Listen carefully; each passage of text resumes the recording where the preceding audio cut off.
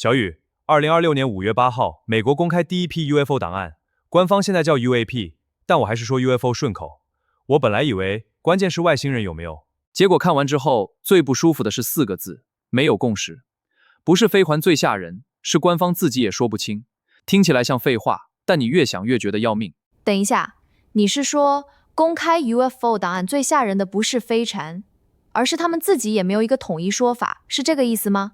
对，这批文件出来以后，奇怪的地方是，喊外星人来了人没拿到铁证，说全是假的人也没法一锤子否掉。这一批大概162份，又是 PDF， 又是照片，又是视频，什么都有。FBI 的、国盾部的、NASA 的，全搅在一块儿。你以为点进去就会看到答案，结果更像拿到一张没有图例的地图，线都画出来了，可哪条通向真相，哪条只是误会，没人告诉你，也没人教你怎么看。这不像公开真相，更像把碎片倒在桌上让你自己拼。更麻烦的是，很多碎片旁边还写着不确定，没法归类，它现在就没有共识。所以就是说，大家全都看见了，可每个人嘴里说出来的东西都不一样。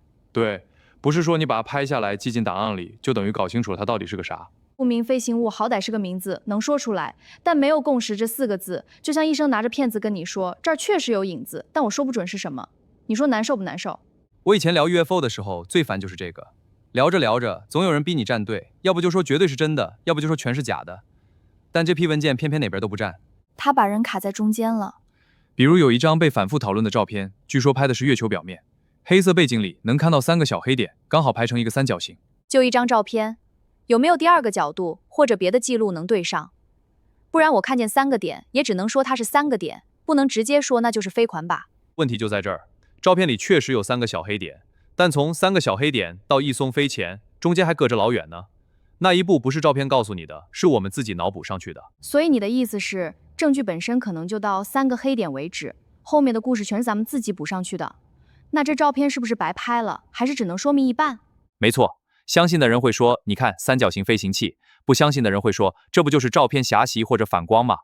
可问题是，哪边都没有足够的证据让对方闭嘴。我现在才反应过来，最吓人的不是那3个黑点，是我刚才居然自己把它们给连上了。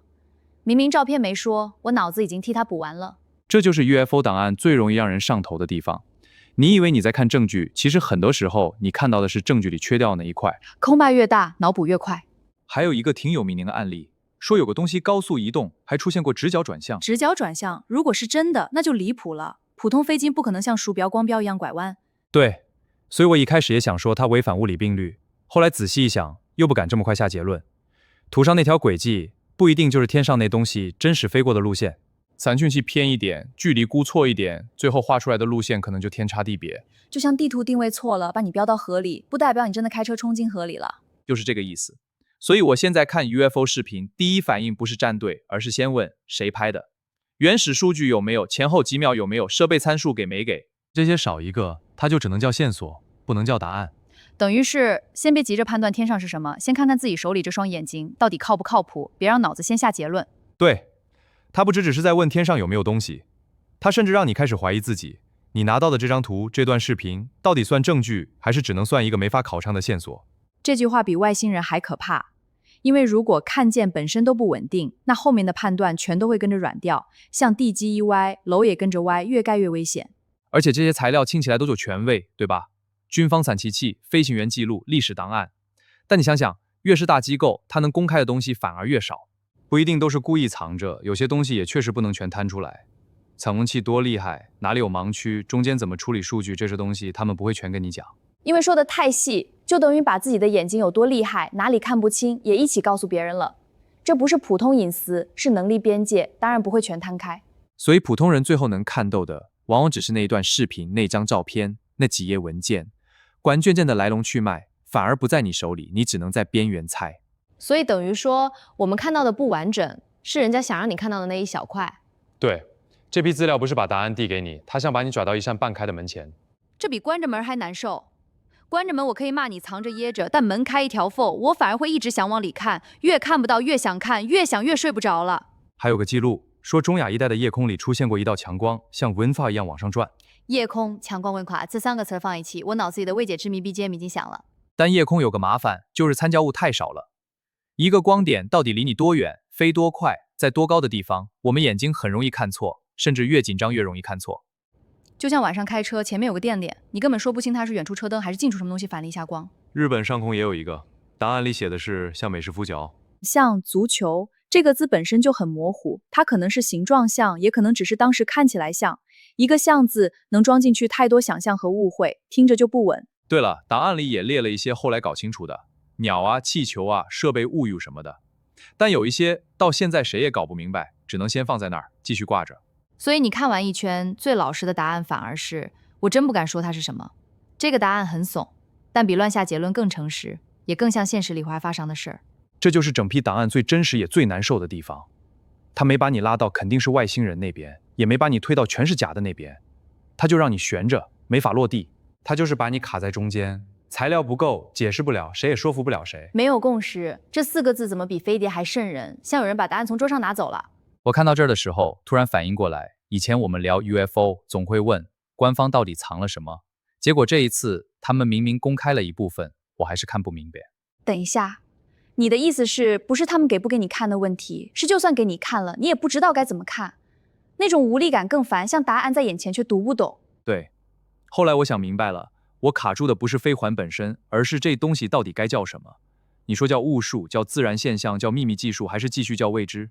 名字不同，你害怕的东西就不一样。所以同一个东西换个名字，咱们脑补出来的故事就全变了。不是天上的东西变了，是地上的解释变了。对，放官方文件里它叫待识别目标，放到网上可能马上变成外星飞船，放进电影里又成了新的怪物。所以同一个东西被谁解释，就会变成谁的故事。没公开的我们不好说，但这批文件至少让我觉得，最可怕的不一定是有人知道但不说，还有一种情况更吓人，他们自己也说不准。这就从有人藏着变成另一种恐惧了，不是答案被藏起来，而是可能根本没人拿得稳答案。所以我看完只能选那个最没意思的答案，不知道。外星人吧，说的太绝对了，误煞呢又说轻了，就不知道3个字，嘴上最没意思，心里反倒觉得最靠谱，也最让人不舒服，因为它没有出口。而且我后来越想越觉得，最诡异的不是他们公开了什么，而是他们把说不清这件事也公开给你看，等于是把未知摆在你面前。把说不清也公开，这不是自己给自己找麻烦吗？那倒不一定，藏着让人猜，压力更大。给你看一点，反而让你觉得他好像也没有全捂着。但它让你看到哪里，你就只能看到哪里。对，你有资料、有视频、有照片，页面看着也是官方的，但最后那一步判断你做不了，也轮不到你做。我以为公开之后，我会离真相更近一点，现在听起来更像是站在他们留出来的门缝前，看自己能看到的那点光，还以为那就是全部。你看，天上的东西可能只出现几秒，可地上的解释能吵几十年。飞行员写进报告，媒体变成头条，电影人又把它变成怪物，越传越像故事。飞行员看到了，写进报告里，媒体拿到之后变成头条，电影人听了这些故事，又把它变成怪物。故事越滚越大，原来的光点反而越来越远。东西可能还是那个东西，可讲出来的故事完全不一样了。这么一说，确实更冷了。明明是天上的光，最后吓人的反而变成了地上的嘴。不一定是他们藏着掖着，也可能他们自己最多就只能公开到这儿了。但不管是哪种，门都只开了一条缝，刚好够你看见黑影。那条缝最难受，太小吧不过瘾，太大吧又让人怀疑里面是不是还有东西没给我看。它刚好卡在最会折磨人的位置，让人一直惦记。所以这批档案没证明外星人来了，也没证明所有 UFO 都是假的，他只是把一部分未知拿出来，放在所有人眼前，让大家一起盯着看。他只证明了一件事，官方把一部分未知的东西拿出来了，但拿出来之后，他还是不知道是什么。这个不知道才是整件事的核心。